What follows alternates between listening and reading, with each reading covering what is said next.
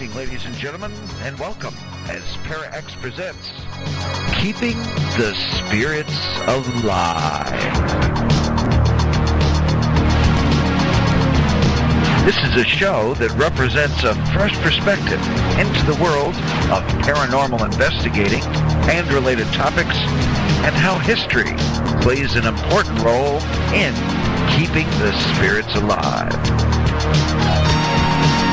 This is your co-host, Chip Reichenthal, and while we're preserving history one location at a time, I'm proud to introduce our host, founder of the renowned paranormal investigative team, Glory Haunt Hounds, Mr. John Tobin.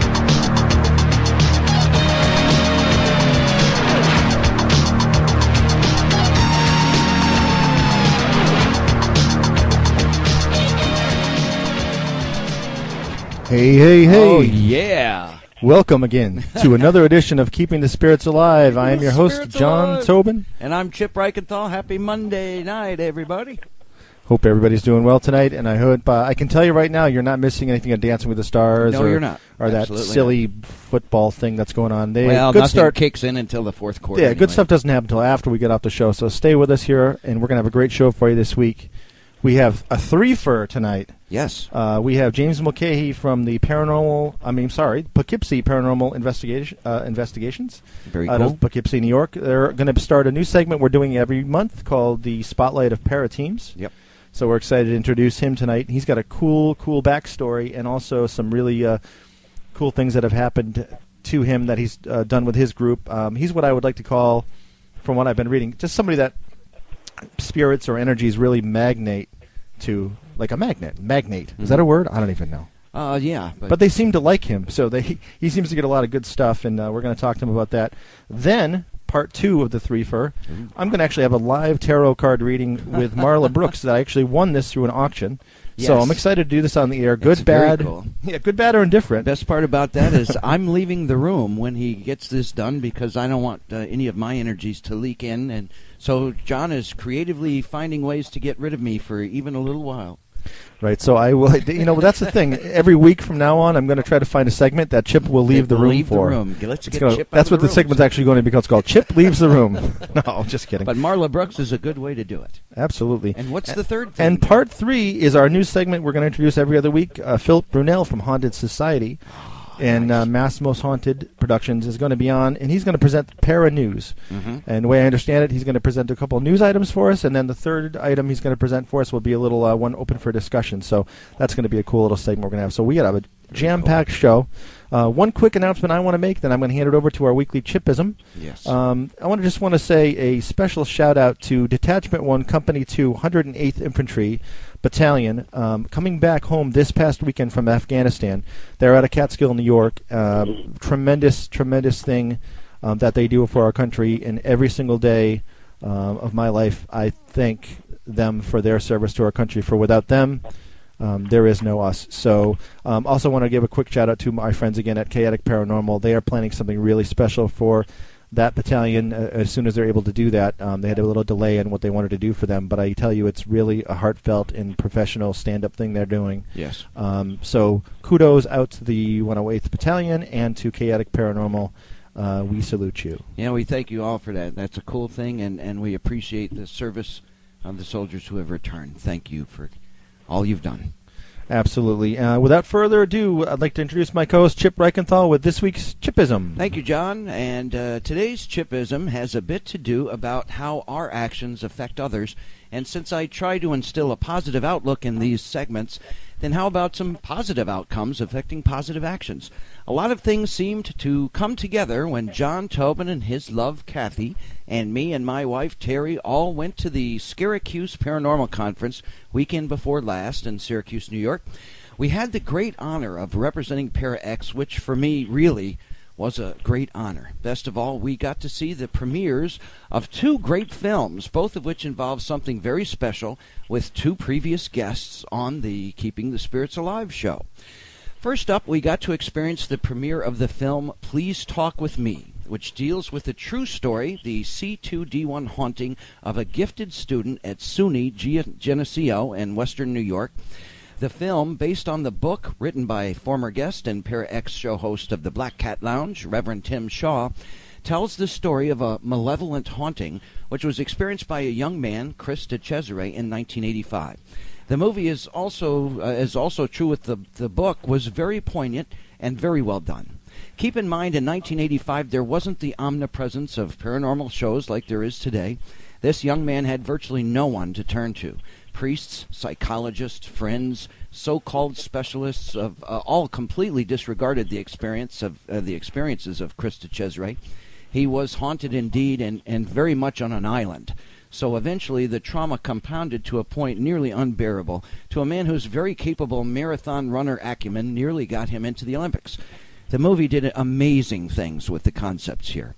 File footage meshed naturally with actor retelling, dark moments intertwined with short-lived joys, much like life. Artistic montages collided with conventional recreation to paint a mural of intelligent, empathic, and ultimately fresh storytelling. The film's director, Marla Catria, wove movements together with finesse, or moments, I should say. She wove moments together with finesse and created, in my mind at least, a masterpiece.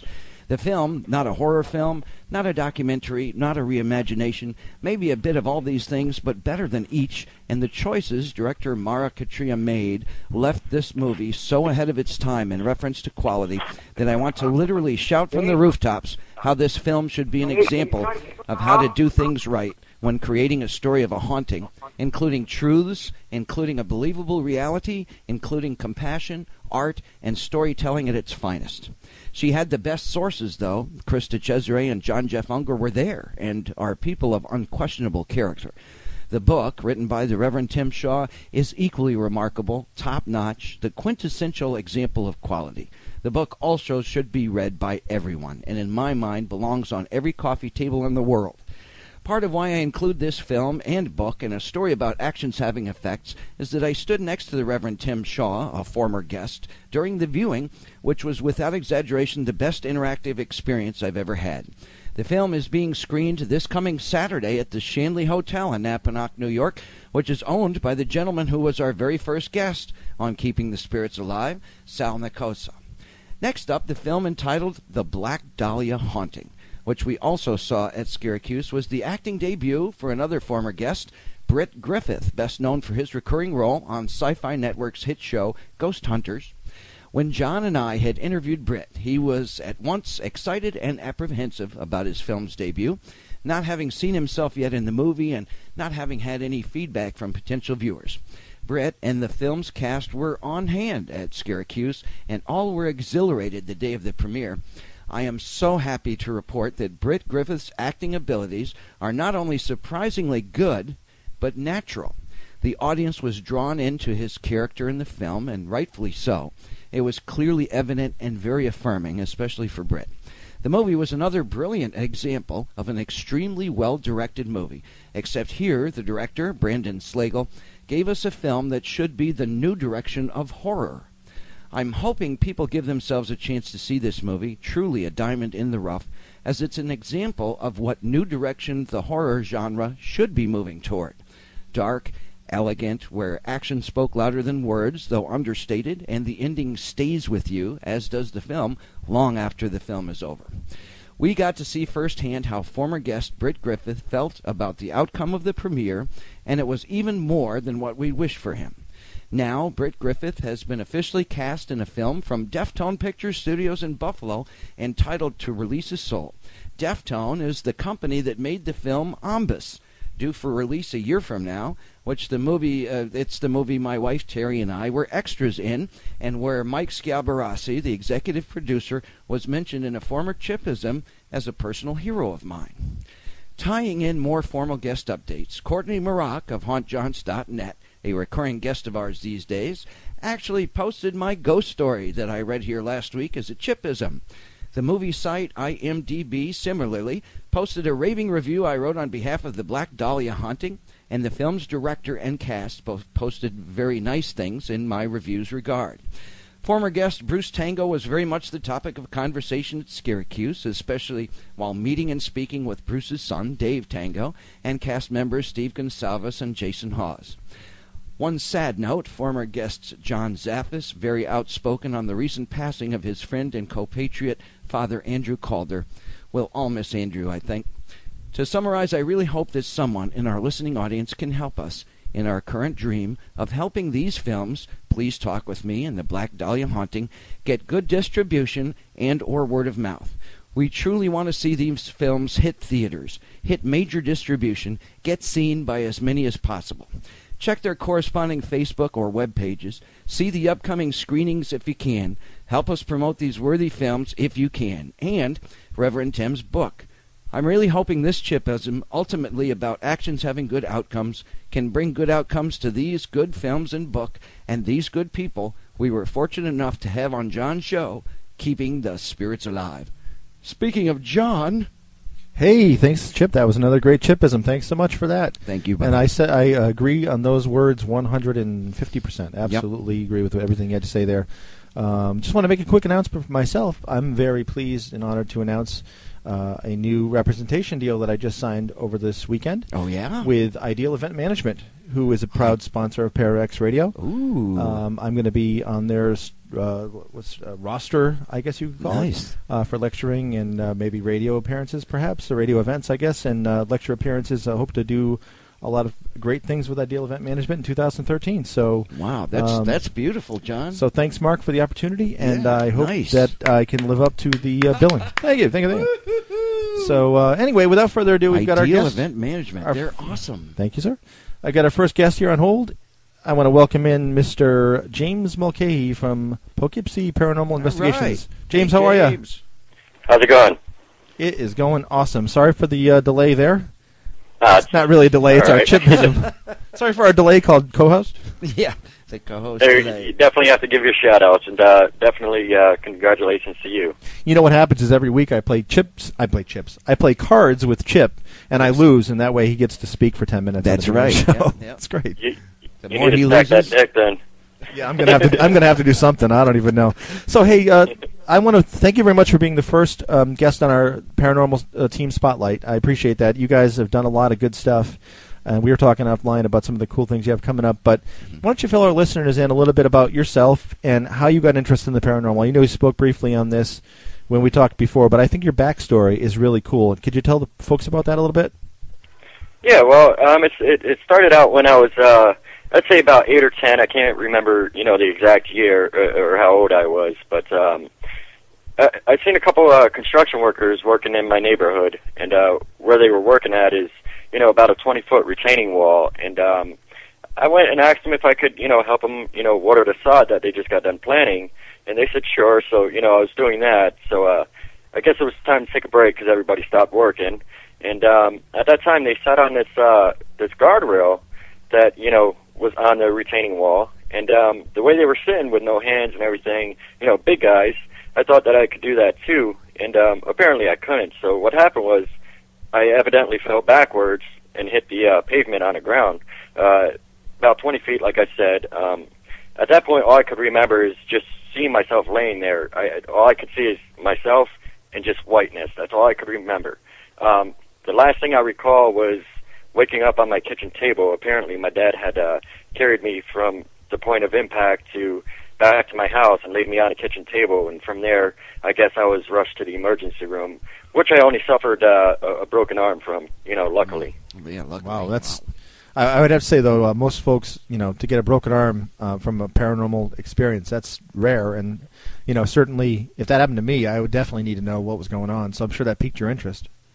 Well, that's where it all began. I founded the group back in 2005. Got a few interested people that, were into it as well, that also had experiences. A majority of the members that are on the team now did, in fact, have, experienced paranormal stuff. So it's amazing that, everybody that's in this field or, investigators did, in fact, have some type of paranormal activity happen to them. So it definitely helps out because they all understand, what's going on and what we're out for. So yeah, it makes it that much easier. And that's definitely true. Chip and I both had experiences that really piqued our interest in the paranormal, and that's the reason why we are where we are now. So, I think, very few people don't have some sort of an experience, and then to pursue the paranormal. There's usually something or has piqued your interest. If there's somebody happened to you or someone you know what I mean.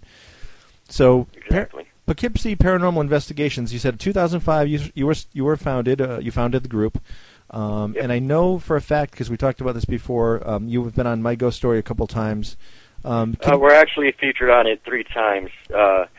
One, I actually tell the story, and 2, I'm just pretty much in the film itself, or the episode, reenacting pretty much on what we actually experienced and stuff. So 3 times, and it happened to be with pretty much our extended family, Indie Paranormal. They're all independent, but we've been working a lot together.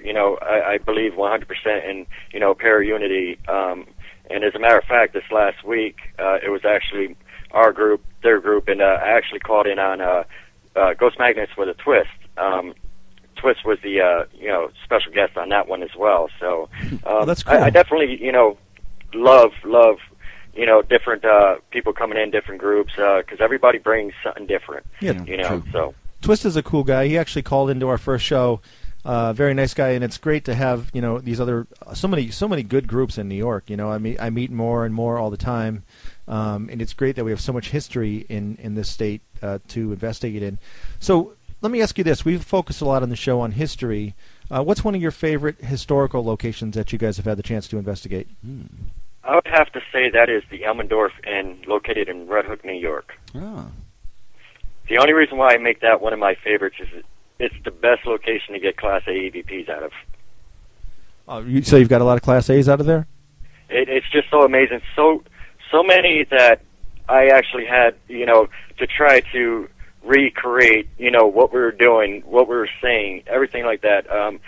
The one EVP that I got, it was myself and the host, at the time. We were in the basement, and it was built in, early 1700s, so a lot of things that were down there, was oyster shells and, stuff like that, and I was just digging through the dirt a little bit, and I found one of those shells, and I wasn't quite sure if it was shell or bone at the time, because it sort of looked like bone fragment, but he later, definitely said that it was shell because they found, a lot of it like that.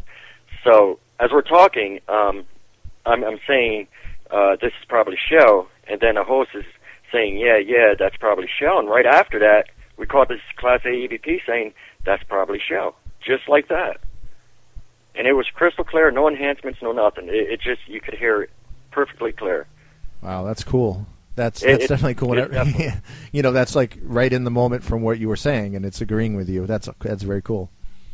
Definitely. Yeah. As a matter of fact, what I can do is I'll post our YouTube channel. I do have a lot of episodes that I create from our investigations, just to give everybody, a view of what we actually do and, what is captured. I usually post a few EVPs after, the fact of what we do. So pretty much all the evidence that we gather from that location, I post parts of it, at the end of the episodes of it. So what I'll do is post that link in the chat box as well. Exactly. Oh, that sounds great. Like, everybody can go and check it out. Yeah, that's what I was going to say. Put that up as soon as we get done talking with you. Put that up. There. Someone put it up for you, so that's perfect. Yeah, I will check that out myself as well. Investigation. Very cool. Jim's got a question for you. Yeah, speaking of chats, I've seen some mentions of some of our former guests, including Miss Fanny's Victorian or the Shanley Hotel,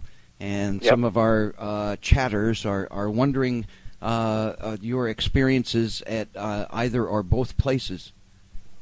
Well, actually, Miss Fanny's, I was featured on My Ghost Story. We did it, an episode on that, with the reenactments and stuff. It was Donna from Indie Para that actually went down to tell the story, as well as Julia from Miss Fanny's. But the experiences at Miss Fanny's, I got to tell you, they were pretty much off the wall, literally. We were all down in the basement, or not the basement, but the dining room, sitting around a table. We were talking amongst ourselves, and we were asking random questions, and all of a sudden we heard what sounded like a chair being dragged or a door being opened or something. And it's 3 o'clock in the morning, so we knew that nobody was coming in the house. For one, it was locked.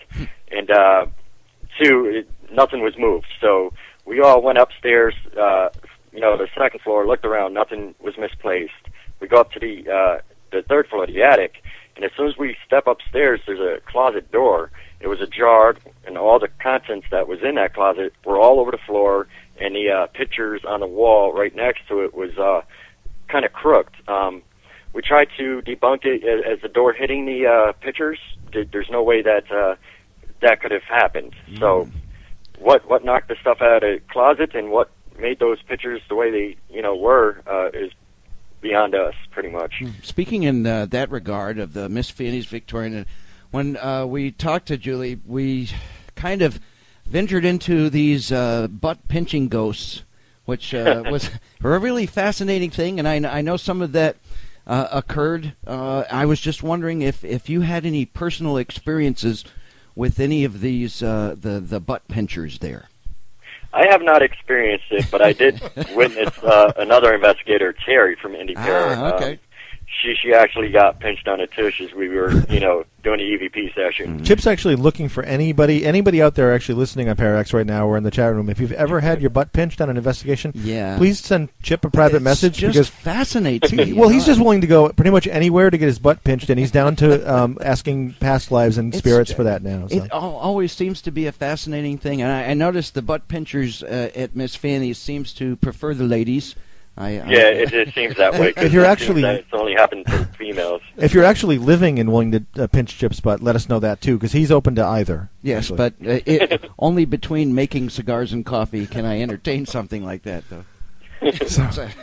So, of all the places you've been, all the investigations you've done, in your opinion, I know you mentioned some awesome EVPs and experiences.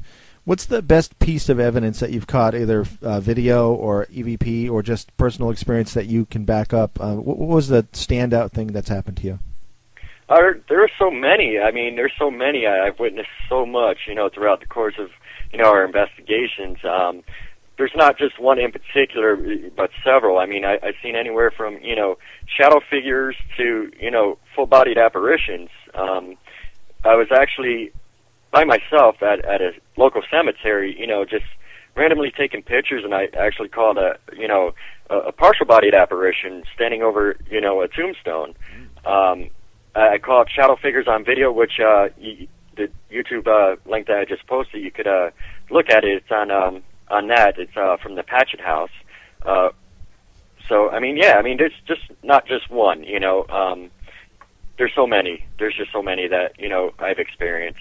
Right, yeah, and it's hard to narrow it down. You can put it on the spot. I have the same thing. Someone asked me that question once, and I'm like, and I started naming like 5 places because there's just, like you said, there's just so many different little things, and it depends on what the mood hits, which one stands out as like the best at the time, and then you get another one, and now that's the best one at the time. So, well, that's it. It just keeps on changing. Like you say that, wow, I'll never experience that again. But you go on to the next location, and it's just even better. So it's just kind of hard to judge or say what one was actually the best. Have you ever because any kind of evidence is the best. You know what I mean? As long as you come out with something, it's always great. Have you ever been involved in an investigation where something happens and you sort of feel like for the safety of your team, you may have to leave or end an investigation early, and then maybe reconvene and figure out the next course of action? I've only had one instance where I sort of had to call an investigation early because there was clearly something very, very negative going on, and I've since been forbid to go back to this place by Kathy, but that's how it goes. But have you ever had that circumstance where you were like, we need this is crazy, we need to get out of here, or we need to try to figure out what to do here? Well, again, back with as again mentioned Indy Para, it was Donna. The very first time that we did the Elmendorf Inn investigation, it was the first time ever being investigated. She was upstairs with another investigator, and in this one particular location, she just felt ill. She felt like she was just going to collapse, so she came down and said, I think I have to leave. I'm not feeling too well. So on her way home, just before, she hit Hyde Park area, it's a town, just outside of Poughkeepsie, she started feeling better.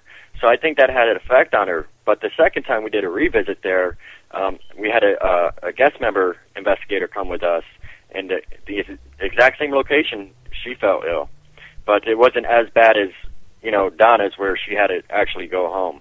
But just last week, we actually had an investigation, and one of my investigators, Ed, he just felt weird. He wasn't himself, so I had to pretty much bring him outside and, kind of just let him cool off, because something obviously was, bothering him, or, I do know that there was a very high level of EMF, and that could have been that, just him being sensitive to that could have, made him feel the way he did. So, well, I like that you're running through all the possibilities before immediately dismissing, it as negative energy, and I thank you for that personally. That's the first thing I do. That's the first thing. I always look for the normal going into an investigation. Always. Well, thanks, man. I appreciate that. One more thing I need to say quickly, touching on something that we talked about a minute ago. I have to explain to John here, if you ever get any butt-pinching apparitions, now that, I really... That I would like to document. So we forgot to mention to you that actually Chip's going to be having a new show on Para X. It's going to be called Butt Pitching with Chip. Yes. That's all he's going to talk about for a solid I hour, see if paranormal I can get and normal. Butt-pinching psychics, butt-pinching ghosts, butt-pinching apparitions. I want to see if... I'll definitely have to contact Miss Fanny. James, you had no idea what you were getting into tonight. Recording going on there. I guarantee you come out with some kind of evidence for that. Thank you. I appreciate your confidence. You really had no idea what you're getting yourself into by agreeing to come on the show, man. I'm telling you right now. I think he's looking forward to it. Absolutely. Hey, before I forget, I wanted to let the folks know out there how they can. I know you posted the YouTube channel, but what are some of the other websites and things that you guys have that people can find out what Poughkeepsie Paranormal Investigations have going on and coming up and things like that, so people can keep in touch with you? I'm in the process of posting links on the chat room now, but the best way is to either head to our like page, or we have several ways. You could go to POKPARAINVEST.wix.com/PPI. We have information on there. Again, our like page. You could also check out IndiePara.com in the About Us section. Everything is posted everywhere on there. So there's several ways, but I'll definitely continue posting links on the chat room for you guys to check it out. Very cool. And what are the number one month for all of us here in the paranormal world is coming up October.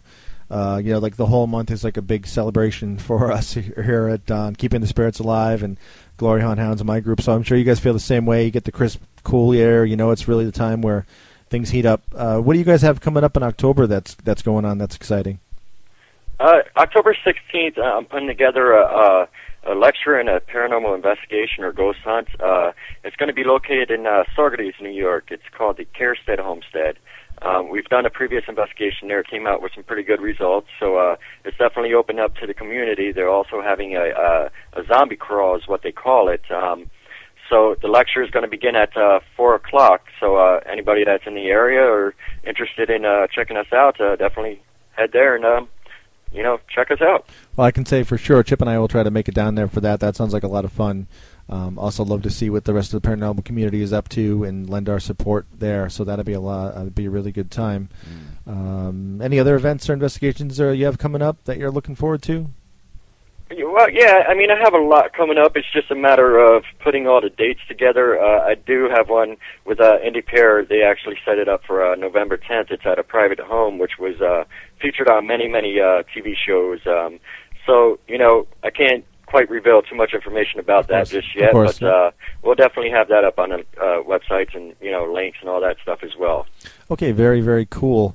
You also mentioned to me before, earlier that you may be coming out my way up the Albany way at some point. So when that happens, I'd love to get together with you. Sit down over a Diet Coke or whatever your drink of choice is, and I'll make cigars and coffee. And he doesn't drink coffee. Do you smoke cigars? I don't, so I don't know. I could pretend to. I am a smoker, unfortunately, but it's not that bad. So, but yeah, I love it when a smoker says, "I smoke, but it's not that bad. I've got one good lung." No, I'm just kidding. Hey, I went from almost a full pack to less than a half a pack, so I'm doing good. That's cool. We'll keep up the good work. That is good. Think of it this way: I'm a smoker, so I have to preface that by saying this: we're better taxpayers. Oh, there we you are go. helping to Yeah, pretty educate the much. children of New York. We are building roads and bridges across this beautiful land, all at a personal expense to our own health, and I think we should be treated beautifully instead of like freaks. Thank you very much. Yeah, sometimes when somebody sees a cigar or a pipe or something in your hand, they definitely look at you, with 3 heads. But as you put it, Yeah, my we're 3 making heads it are better New paying York. taxes. Thank you very much. Yeah. Well, on that note, James, I want to thank you so much for taking your time out of your busy schedule to come on with us tonight and keeping the spirits alive, being our Yes. first Paris Spotlight guest. Yeah, and an excellent one at that. Thanks. Absolutely. We'd definitely love to have you on again sometime. And please keep in touch with all your activities at PPI, and we will definitely be in touch with you as well. Definitely will. Thanks so much. You have a great night. You too. Thanks. Bye-bye. All right. All right, we're just about to move on to part 2 Yeah, that's my cue to leave the room. of our thing. We're going to take a little bit of a break, a little station break here, and we'll be back with Marla Brooks with my live tarot reading. And no Chip. And no Chip. Woo! I mean, that's unfortunate. Well, I mean, I'll be back eventually, but not during the reading. All right. Hi, this is Mara Katria, director of the feature film Please Talk With Me. Please join me as well as the key witness to the C2D1 haunting Chris DiCesare, as seen on Sci-Fi, on Saturday, September 29th at the historic Shanley Hotel in Napanoch, New York. Time ever as a fundraiser for that amazing location. Visit facebook.com/Please Talk for details. You're listening to the Para X Radio Network. At home, at work, or anywhere. Thanks for making Para X part of your day.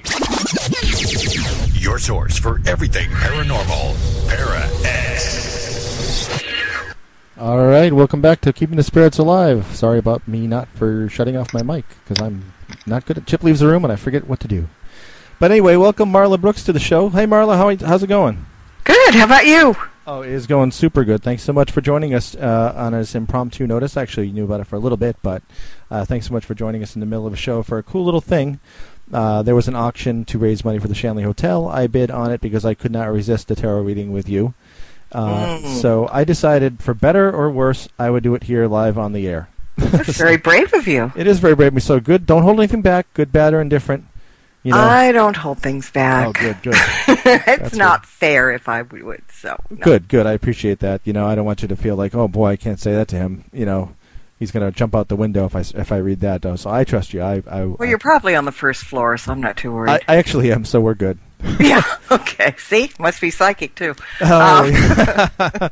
So how does this... I've only done a couple of these things, so if you can go ahead and get started and let me know what you need me to do or what have you, that'd be great.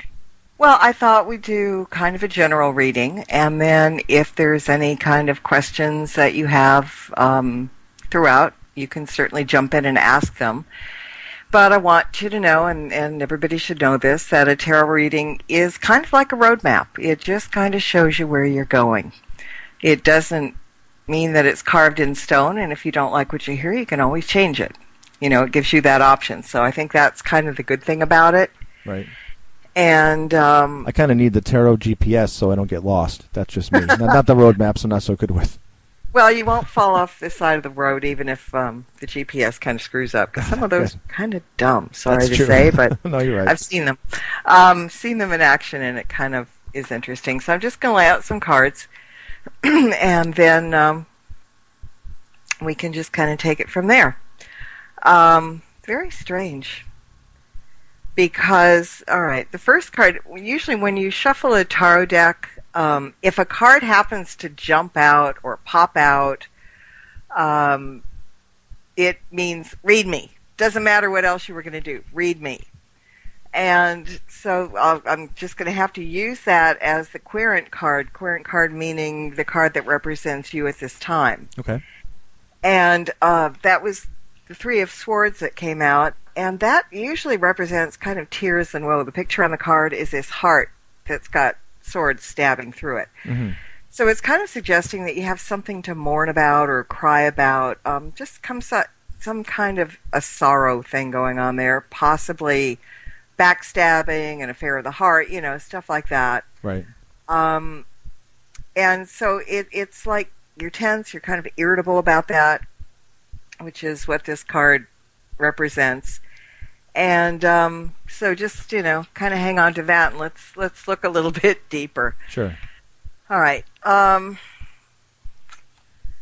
Looks like you have been a little bit money careless recently. And I kind of get the feeling that you see a financial drain coming, and you're having some kind of a last hurrah before you really need to tighten your belt in that sense. And if that's the case, nobody but you really has a clue that things are getting tight because you're not sharing it. It's almost like you're afraid that those around you will think less of you if they knew, if that makes any sense at all. Yeah. But money issues are definitely on your mind all the time lately. And the message here, though, is that not all generosity, and you are a very generous person by nature, is measured monetarily. And that the generosity shown to others by other means, like generosity of spirit, that kind of thing, doing it that way at this time is going to reap you some really cool karmic rewards, like threefold. Oh, cool. So hang on to that. You're also, looks like you're at an emotional turning point right now, turning towards the more spiritual side of life in many ways. And in doing so, there's also something in your life that you've had just about enough of, and you're ready to move on. Besides Chip. Well, I was going to say, this could be a person, I'm just kidding. or a residence, a job, but it's really time to let go of the past, because you're really hanging on to something, and you know it's time to let go, but, this little stubborn person that you are sometimes isn't doing it. But what's happening is that it's got you kind of emotionally overextended. Okay. In a very serious way, and you're worn out. The good side of that is you've recently had that V8 moment, and you know what you need to do. Okay. Whatever you were looking for in this particular situation needs to be found elsewhere, but it's going to take one lunar cycle, like full moon to full moon, before all of this gets sorted out in your mind and you can make the next move. Okay. So just kind of, hang with it, but, it's coming. Now, again, another card showing me that you're stubborn. That's nuts. That Kathy's in the other room laughing right now, by the way. I'm sure. Just a little. And it's also telling me that sometimes your refusal to compromise can get you in big hot water. Oh, deep boy. hot water. Well, here we go. I'm not going to be able to leave the studio tonight now. Well, okay. I hope you bring a bag. So be careful what you ask for on-the-air reading. And while I just said that there's something in your life that you need to move on from, there's also a new situation that you've set your sights on. It could be, work. It could be a person. It could be, a brilliant idea. And you do have a few of those every so often. And it's you already know what it is. You haven't started to act on it yet, but it's something that you want so badly that you might take some extreme measures to see yourself getting it. Okay. Problem with that is emotion is overruling logic here. So you kind of need to step back and balance the two before you go after it, because otherwise you're going to be on a collision course.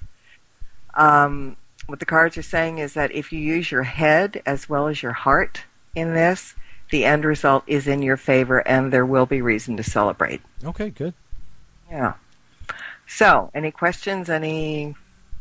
No, I mean, that's a lot. You hit a lot of nails on the head there. I mean, you definitely came up with some things that were, made sense to me as far as things that are going on now and things that, may be coming up. So, and it does make, it always makes me go, when I hear that stuff, and it's like, how could cards make such good sense? But they don't. But yet they do. So I guess it's not the card so much as just there's a reason why they were drawn that way, right? Yeah, and in tarot they repeat things. I mean, if you do a full reading, sometimes you'll get, because there's 72 cards in a tarot deck, and if they really have a message to impart, you'll pull out 5 or 6 of the same cards that have generally the same message. It's like they think we're stupid and they're going to bang it into our heads over and over and over again. Right. Didn't get that with you so far, but, there were some pointed things here that you really need to kind of look out for and kind of watch your step. But, like the end result, a reason to celebrate. That's never a bad thing. No, that's good. So I always live my life with, no matter how tough it can be at times, and no matter what setbacks we all have, that there's always something to look forward to. And that's how I've always carried myself. Just that no matter how down I can get, there's always another up or a high part that's coming forth. So my partner Chip gave me a note, and he wanted to know, how many major cards did you draw? He knows more about tarot than I do. So yeah, he does. Actually, the only one was, I only had one major. And which one was that, if you don't mind me asking? First. What's that? Temperance. Temperance. Okay, that's very interesting.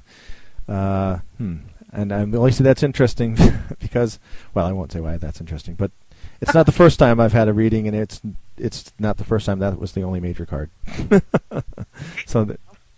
don't lie, right? No, I mean, yeah, not at all. I guess not. So, Marla, I didn't give you a proper introduction. Most people out there in Parax Land, of course, know who you are. You are the host of Stirring the Cauldron on Thursday nights, 9 p.m. here on Parax. What's going on Stirring the Cauldron this week? Got a fun guest. He's a good friend of mine. His name's Scott Michaels, and he runs a Dearly Departed tour here in Hollywood. Oh, that's and awesome. Also has a great website called findadeath.com. Really good. That is cool. Actually, I'm familiar with Dearly Departed tours. I was in Hollywood a couple of times and wanted to take that one, and haven't had a chance to yet, but I've seen him on numerous TV shows and stuff, so that'll be a fun show. Yeah, it will. They're having a Dearly Departed weekend coming up. Ooh, no kidding. We're going to talk about a 3-day weekend where all the death hags, as they call them, get together and join forces. So, yeah, I love Scott to death. I've known him for 100 years. We're good friends, and he's always a pleasure to have on the show. Well, very cool. Hey, Marla, I want to thank you very much for taking time out of your busy schedule to come on and do that for us. I really appreciate that. That was great.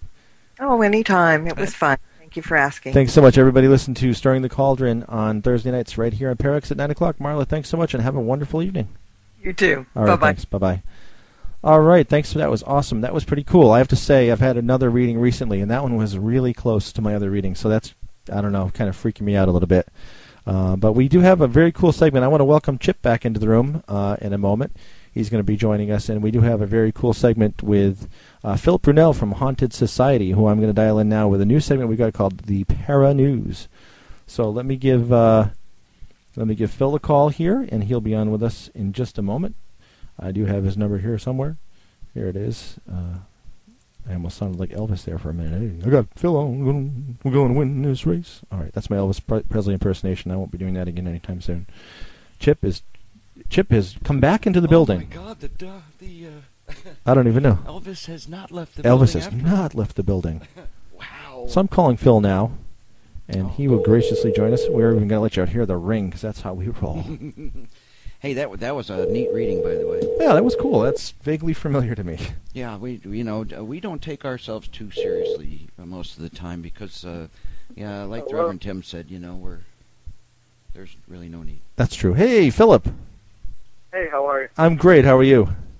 Good. Hey, welcome to Keeping the Spirits Alive. We want to properly introduce your segment. This is Philip Brunel from Haunted Society, and he's going to be presenting Para News from us every week. Hey, Philip, if you don't mind, tell the folks out there a little bit about yourself real quick and some of the websites that you run.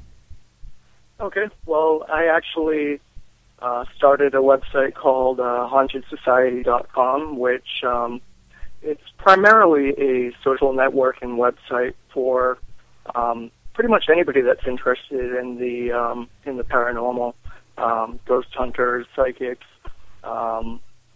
fans of paranormal television shows. We pretty much get everybody on there. And aside from that, I also have a YouTube channel, which is called Ask Most Haunted. And on that channel, I present videos that are both from paranormal investigations that I go on myself within the New England area, as well as my own personal experiences with, unfortunately, a haunting in my own house. So, other than that, I try to keep myself very active in the paranormal community, and have, for the past couple months, been presenting paranormal news on the website Haunted Society. and it's been going very well. I've actually attracted a very large audience, and I'm looking forward now to sharing that with you and your listeners. Awesome. We're definitely looking forward to that. I would sign up for the news alerts from Honda Society, and I read them every time I get them in. But I have to admit that I've actually not read the last few because I didn't want to spoil it for myself tonight. So without further ado, I wasn't ignoring them on purpose. I was just like, I don't want to know because I want to hear about it on the air. John does that sort of thing. He loves surprises. That's right. I like surprises, as I have tarot readings on the air and all kinds of nutty stuff. So why don't you give us our first story this week, Philip? What is hot in para news? Well, actually, the first thing I wanted to talk about, it's actually a story that I put on a couple of weeks ago, but it's actually still trending right now, and it's been picked up by a few other news websites, and it's actually about a story that's out of Manchester, United Kingdom, and it dates back, the original story dates back about 5 decades. And it involves a guy by the name of Ian Brady, who was convicted of murdering 5 children with a gardening spade. And the bodies of 4 of the children were found, but one of the children was never found. And this, of course, attracted a lot of people in the paranormal community.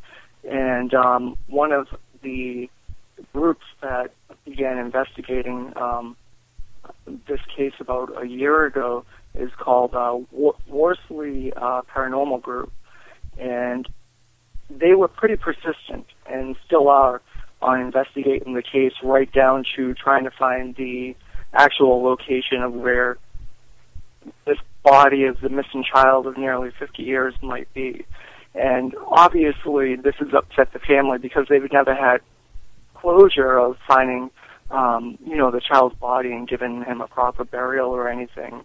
And they've asked the group several times, where it's such an emotional, hot topic for them to back away, but they never did. And actually the last time that they investigated the case, they went to an area where they believed that the body of this child may have been, and they went there with a metal detector and hoping to find the murder weapon. They knew it was a spade, a gardening spade, but they had never found the weapon.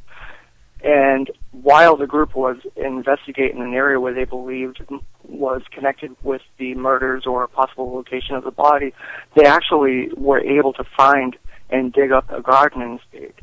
And they, rather than contacting the police, the group actually took it upon themselves to dig up the spade, handle it themselves, and actually sent it off to a local university to have their own testing done on it to try to find out whether or not it could be connected to the murders.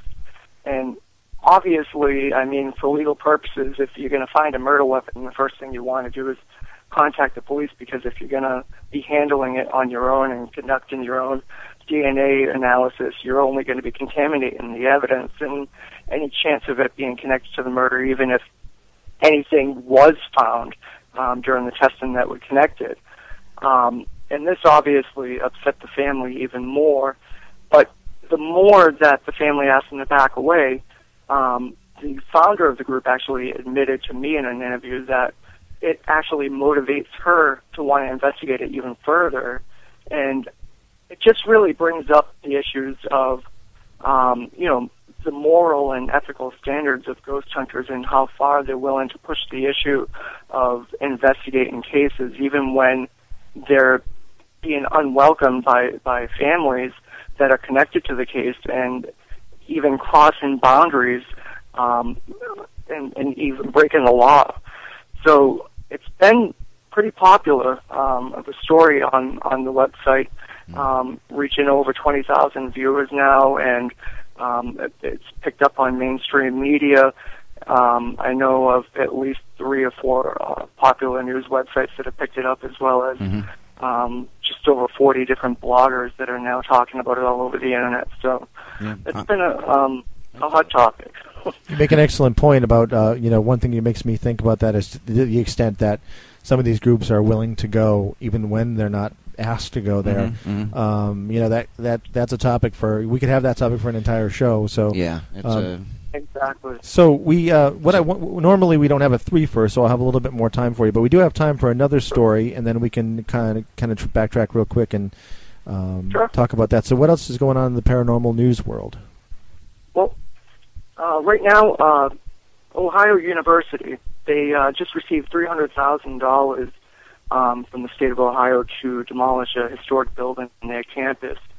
And the reason that they're looking to demolish this building is because it's haunted.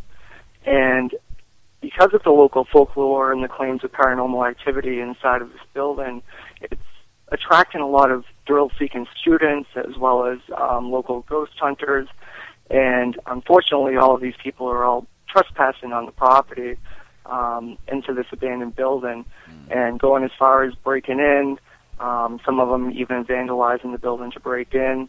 And Ohio University, they've owned the building for about 20 years, and they haven't done anything to renovate it or to maintain it for anything to do with their use. So rather than preserving the building, they're just looking to demolish it simply because it's haunted. Mm-hmm. And this has got people in the Historical Society outraged, but it's also got people in the paranormal community upset as well because of the fact that this building was once a tuberculosis ward in for the old Ohio State Hospital, and obviously where it was a tuberculosis ward, there was a lot of people that lost their lives there, and they believe the reason it's haunted is because of the people that were there with TV. Mm-hmm. And all of these unrested souls that are still in the building, people are afraid that by them demolishing it, that it's going to release some kind of negative energy or that it might cause further harm to the spirits that are attached to the building. It's just got people both in the Historical Society as well as the paranormal community upset over it.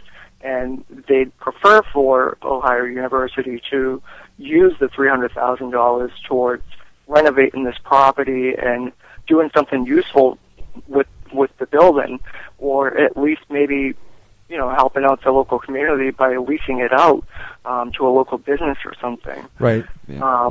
You know what I mean? Rather than just tearing it down. Yeah, we actually have something local that's very similar. I'm not going to mention it, but the community is really so disturbed about high school kids getting drunk and going to this place because of the reputation of the hauntings, and the town is very disturbed by it, and the people watching the property, et cetera, and that seems to take precedence over anything regarding history or paranormal or hauntings or tuberculosis or any of that stuff. It really comes down to drunk kids misbehaving.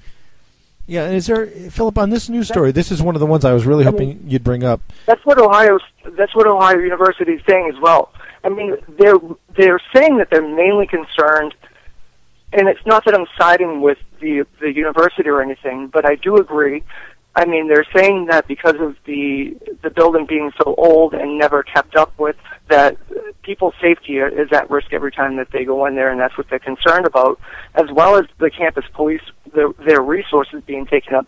They've made 55 arrests in the past few years alone because of the trespassers and people breaking into this building. Right. So you can understand their point there, but if you've owned the building for about 25 years, why haven't you taken any action to renovate it or to at least secure the building so that these kids can't get into it? Right, that's an excellent point. I mean, is there anything from, we're always looking here on Keeping the Spirits Alive to inform the para community or just the community in general. We have a lot of listeners in that Ohio area. Is there anything that the para community can do? Is there a place where they can maybe send a letter or an email or make a phone call and say, hey, you know what, we're in this community, we're not the people that are going there vandalizing. We want to try to help, maybe help with the cleanup or maybe try to preserve this building. The last thing we want to do is see this place just knocked down or rebuilt with some other new facility. Is there any place we can go to? There actually is. If you go to HauntedSociety.com and actually click on the link for this particular article for the Ohio University demolition, there's actually a couple of banners right there in the article that will connect you over to an online petition that I had just started yesterday. And Ohio University is already well aware of the petition, and they've responded back to me that they have not finalized, even though they've received the money, the funds to for the demolition, they have not finalized anything yet, and they are willing to listen to the community and everybody's thoughts before they move forward with this. So by signing this online petition, it might make a difference. I mean, I can't personally guarantee anything, and Ohio University seems pretty stern with their statement on their concerns with the arrest and the potential of injuries. Yeah. I'd like to briefly add in that regard that we should encourage drunken high school students to watch Freddy versus Jason so they can find out what happens to teenagers who drink and crash haunted properties. That should be enough of a statement, I think. Hey, Philip, thank you so much for joining us today. We're just about out of time here, and we'll have a little bit more time for you next time. Great segment, by the way. This is going to be good. I love this. Next time we'll have a little bit more time to discuss these things. Yes, and we're honored to be members of your site, too. Honored. But let the folks know at home again the website address where they can get these stories plus more paranormal news. And also, I'd like to just say this is kind of like the paranormal Facebook. I mean, it's a social site where people can group out and talk to each other. With Facebook, you have everybody in the world. With this, it has all of the same elements brought to you by Facebook with social network and acceptance, narrowed down to the paranormal community. So anybody that has an interest in anything paranormal is going to be there. So it has a much more direct response when people are sharing things, when people are looking to get opinions, advice, or anything. So right, great for that. The website, again, is HauntedSociety.com. Awesome, HauntedSociety.com. Well, Philip, thank you so much for joining us this week. Thanks, Philip. We're just about all out of time, so folks. Thanks, James. Thanks, Marla. Thanks, John. James, Marla. Thanks, all you listeners out there at Para Thanks, all the listeners. Very cool chat list tonight, and had a lot of fun. And join us again next week for show. Keeping the Spirits Alive.